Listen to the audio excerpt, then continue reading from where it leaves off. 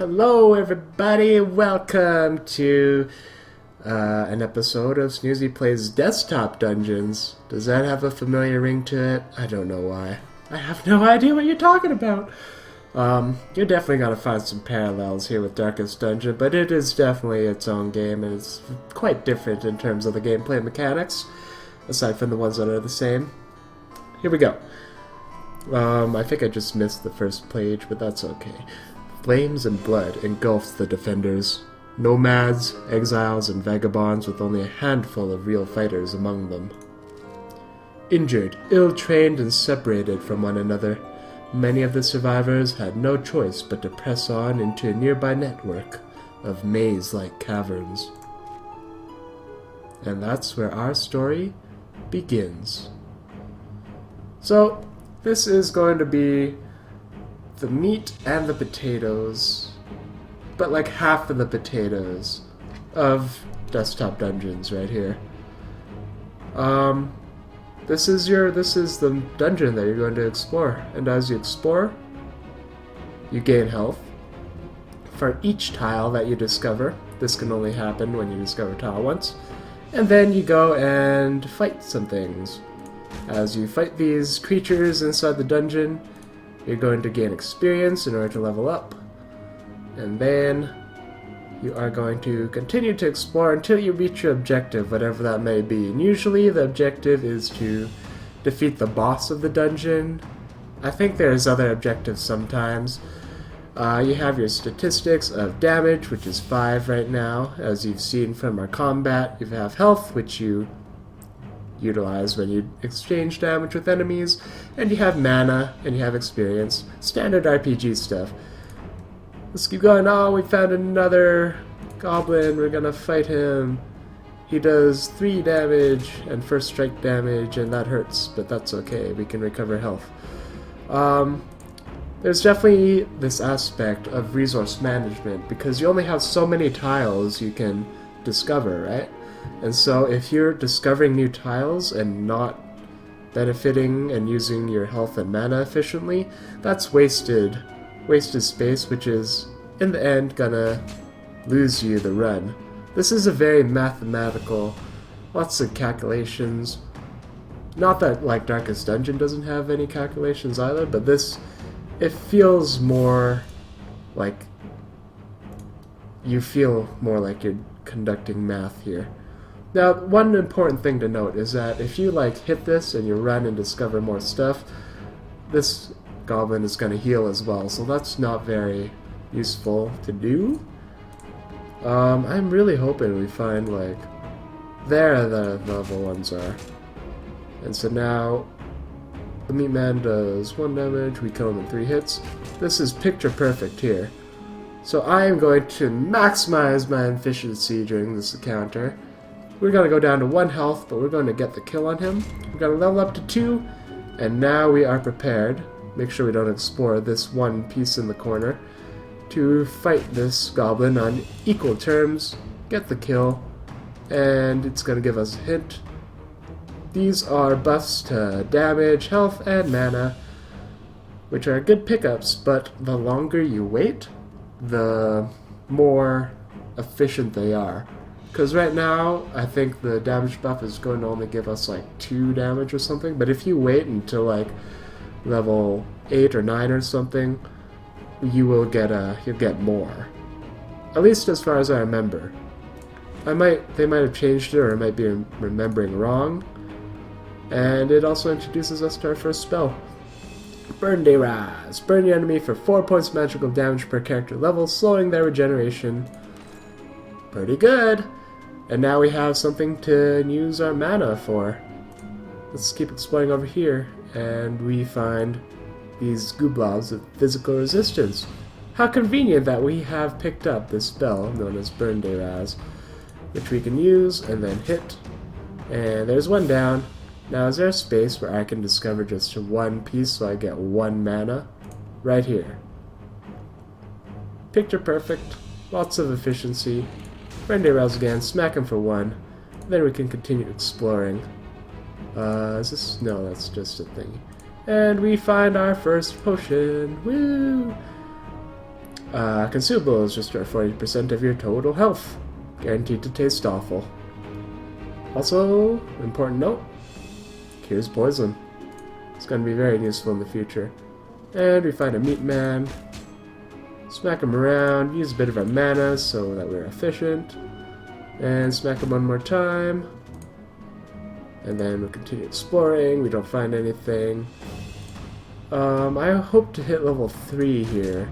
And then I get to determine whether or not this thing works. Alright, so if this works the way I think, we will now gain 3 attack. We gain 2. 10%.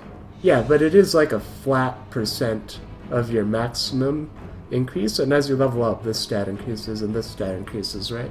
So the longer you wait, this is now worth 3 health.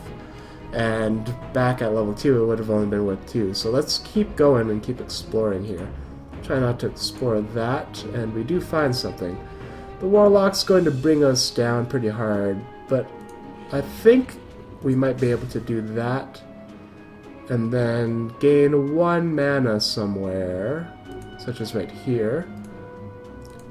Do this again, and then hit. And killing enemies that have a higher level than you gives you a much bigger buff to your experience. So you do want to try to do that as much as possible if you can. And before we explore, use some of our health to kill the meat man. The sensory stillness seems completely inert, but yields great rewards after a conversion process. High conversion value. I actually don't remember what this is. Let's do it. Oh, I see. So I remember now. So you use this conversion thing for things that you don't need or don't want to use anymore, such as the burn day raz we can use if we ever wanted to, but we don't. And then, depending on what race you are, you get some sort of benefit for every 100 conversion points that you put into there. So, once again, that's something we should have waited on when we had more base damage in order to deliver that bonus. But maybe that bonus just scales over time, so there's no reason not to now that I look at it. Let's go over here and pick that up. Maybe health is different from the base damage, but it looks like your base is always going to increase at the same rate, so the bonus you get is always going to be the same as well. Let's conduct more of an experiment and try to get another level and find out for ourselves. Ooh. Pendant of health, that's nice. I don't remember the tutorial taking this long. But apparently it does. We need 4 more experience in order to level up here. Come on, give me a fight. Give me a fight, give me a fight. Give me a fight. There we go. Bam, bam. Doesn't really matter because we're leveling up anyways. Ah, we didn't level! Never mind, it did matter. Now we're leveled up. And yeah, maybe? 20%. Let me do some quick number crunching. Yeah, that's right. Okay, so there's my mistake. There's no reason not to pick up these boosters right off the bat, it seems. Now that we know that, we can start doing some stuff here. This appears to be the boss. We are fighting against a goat. Pretty scary. But our options here now are we can make use of the burn day raz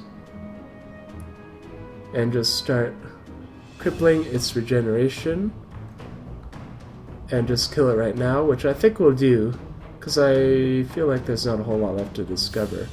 So, deliver a hit, deliver a burn day raz, explore another tile, do another burn day raz, regen a little, and bring it down and kill the boss.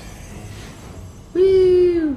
So this is the tile we want to step on in order to pick up the buff, but we do not want to exit just yet, because given our tutorial here, there seems to be something else interesting.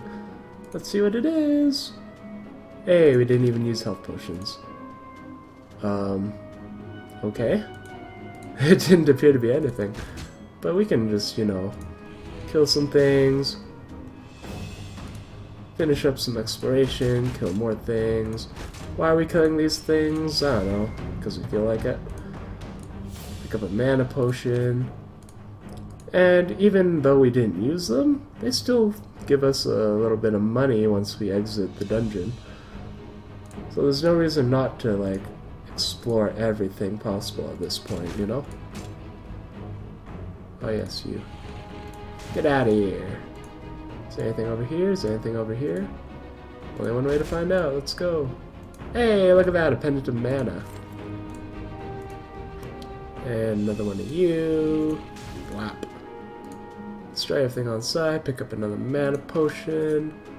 Get over to the end as far as we can. Oh, look at this.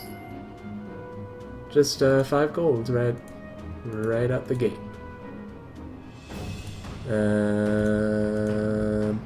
Let's see if there's anything else over here. This appears to be like a dead end because we can't walk on that. Is this a pathway? Nope. Is this a pathway? Nope. Is this anything? Nope. We'll just keep exploring until we've encountered all the dead ends. Hey, an enemy. Get out of here. Nothing, nothing. Anything down here? Hey, treasure! Another 5, another 5, another 5. And looks like that's it. Alright, now let's exit. Ta-da! We've made it through our first dungeon. Took 11 minutes. That's a pretty short one. We'll probably do another one here. Woo! As you can probably tell, I've played this game before. This was... I feel like it was Kickstarted, or it was involved in some sort of funding process like that, and I backed it. And that's how I ended up getting this full release. The aftermath. Many perished in the days and weeks following the attack. Some were slaughtered by cave denizens, others became trapped or lost. Stronger survivors prevailed against the darkness, banding together to establish a crude outpost in the heart of the wilderness. If this fledgling settlement is to survive beyond its first few weeks, its people will need a reliable and well-trained force of heroes to keep enemies at bay.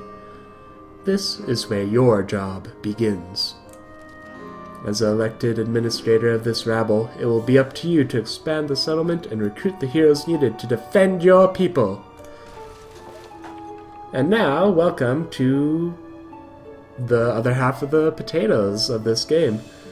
Most Honorable Administrator, I've been elected by the good people of this settlement to tell you what to do in order to tell everyone else what to do. You may consider me an advisor of sorts. Your new position gives you responsibility over our collected funds and efforts. This represents the resources we've managed to scrounge together so far. Your current task is ensuring our survival, so I recommend investing our limited funds in training and arming some real defenders.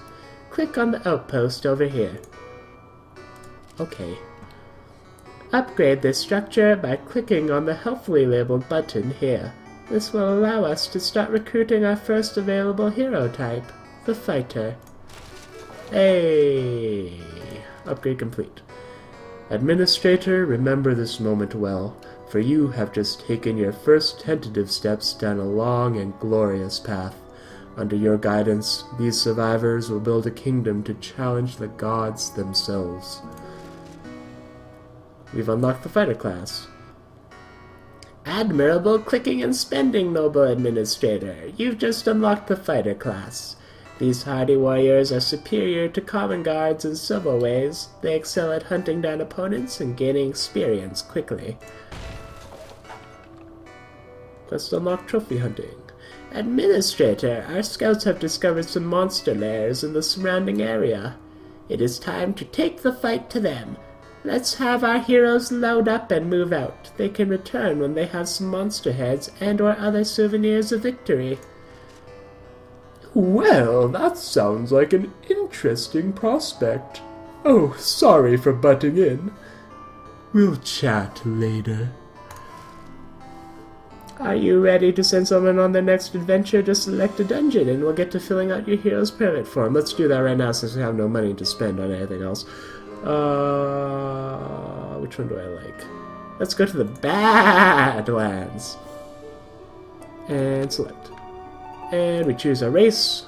This affects, once again, conversion bonus, maybe starting stats, general stuff. And now our only class here is our fighter. Monsters of an equal or lower level always have their locations revealed. That's quite useful for efficiency, I'd say. The veteran, 1 experience per monster kill for faster leveling. And 1 level of standard death protection on this character. The newbie class. Let's go.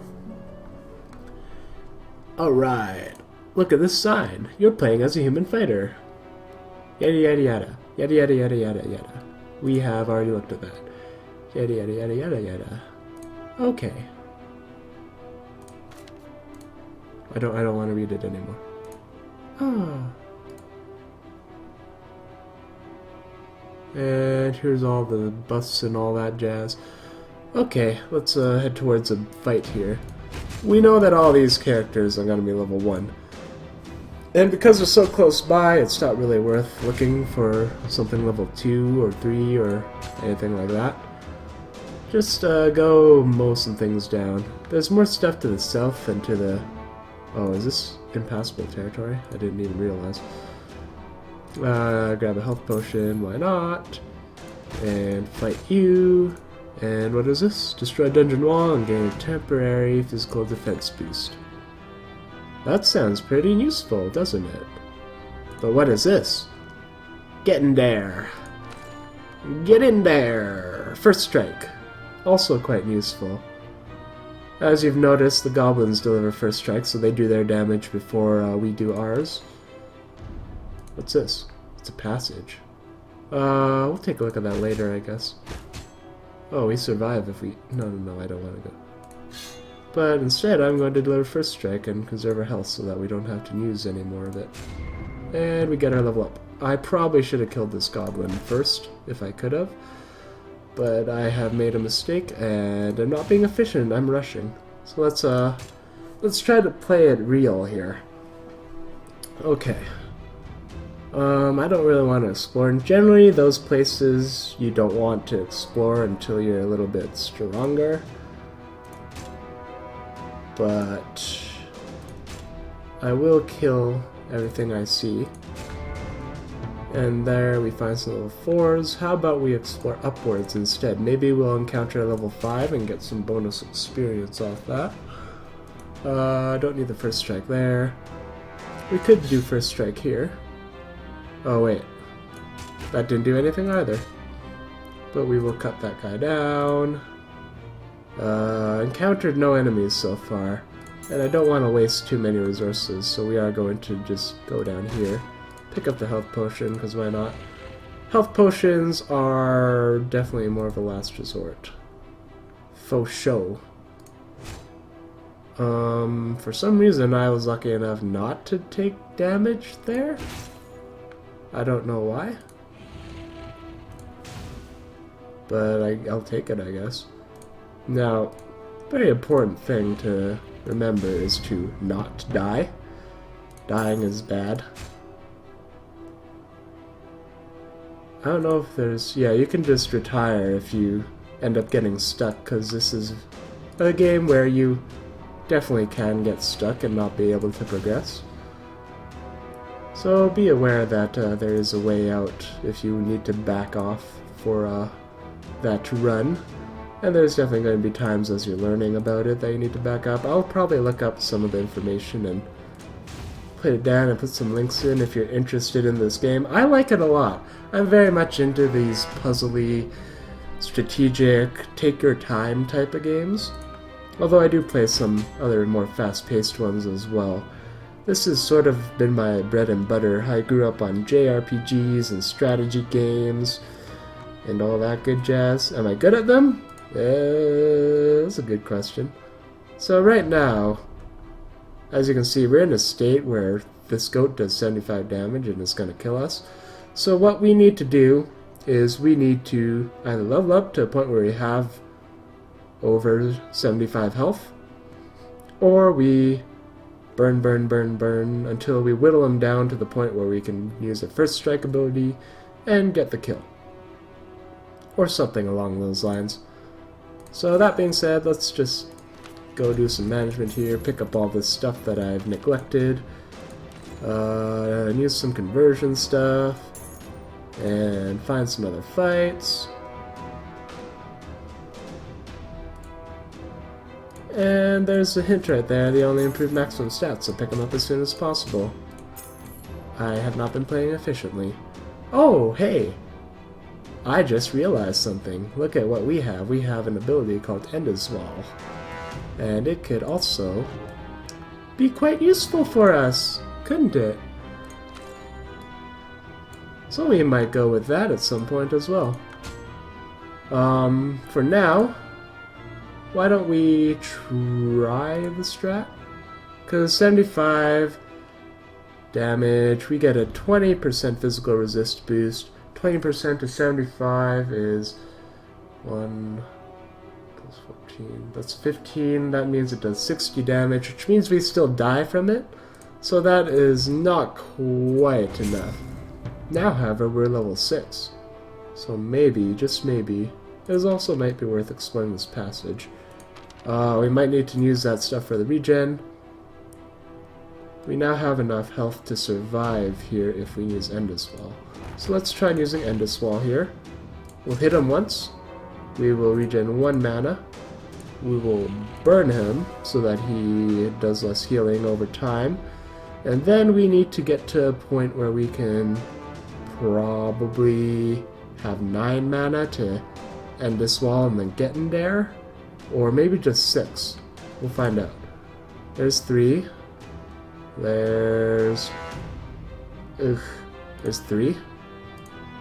And then we could either Endoswall. How much?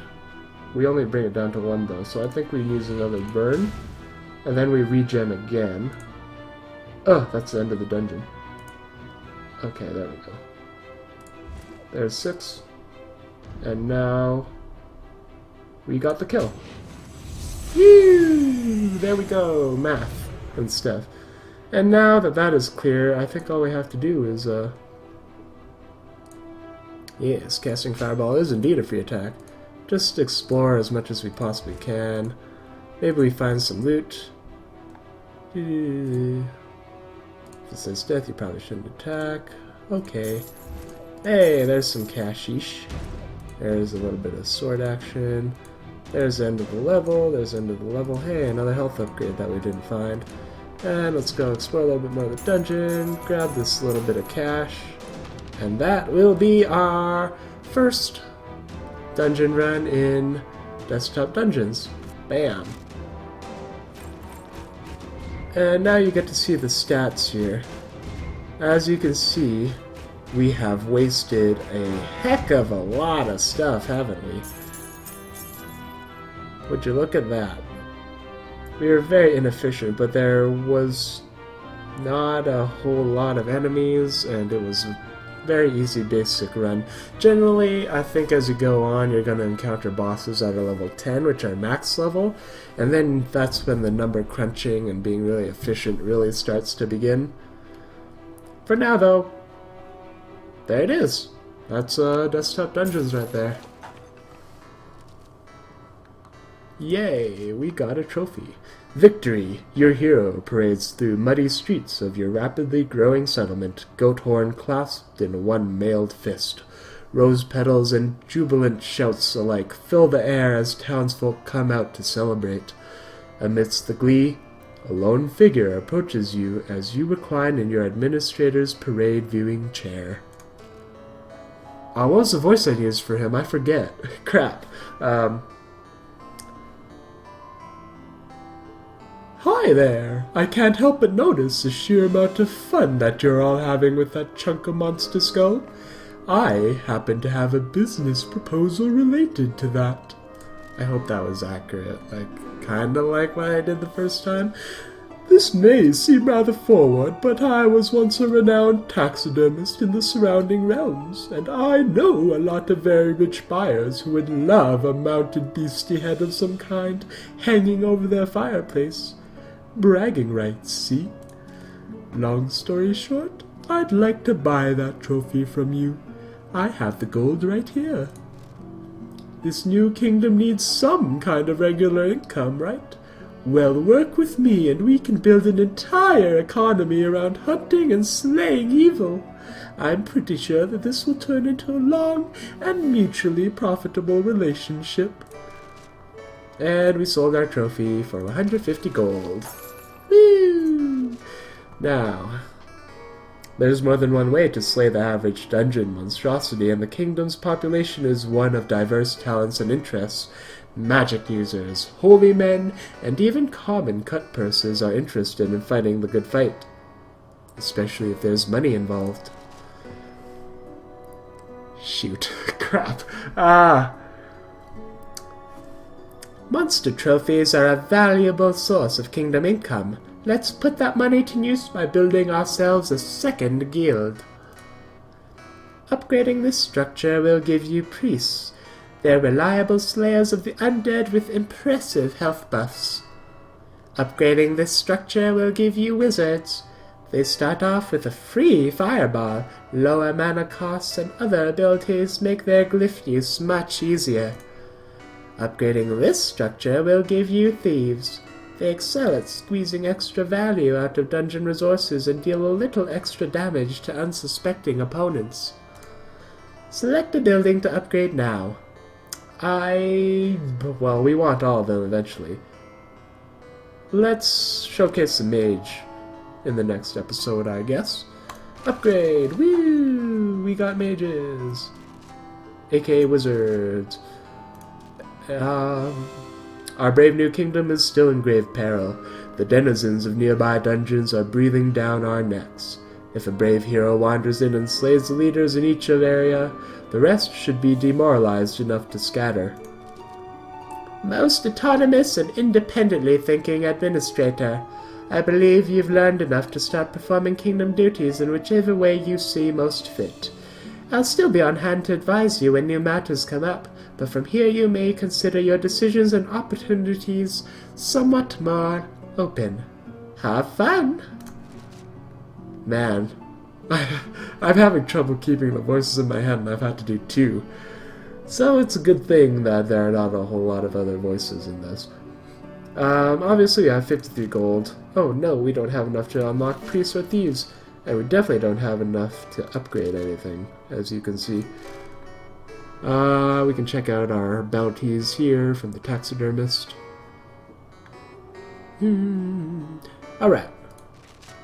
That is going to do it for episode 1. I hope you've enjoyed it. I will post links and information and all that jazz about Desktop Dungeons down below, because I'm a professional who loves doing his research and making sure he's well informed about things before he jumps right into playing them. That's it for this episode. Thank you very much for watching. If you've liked it, feel free to hit the like button. If you look forward to more content from me, please hit subscribe so you can be notified of any updates, and I will see you next time.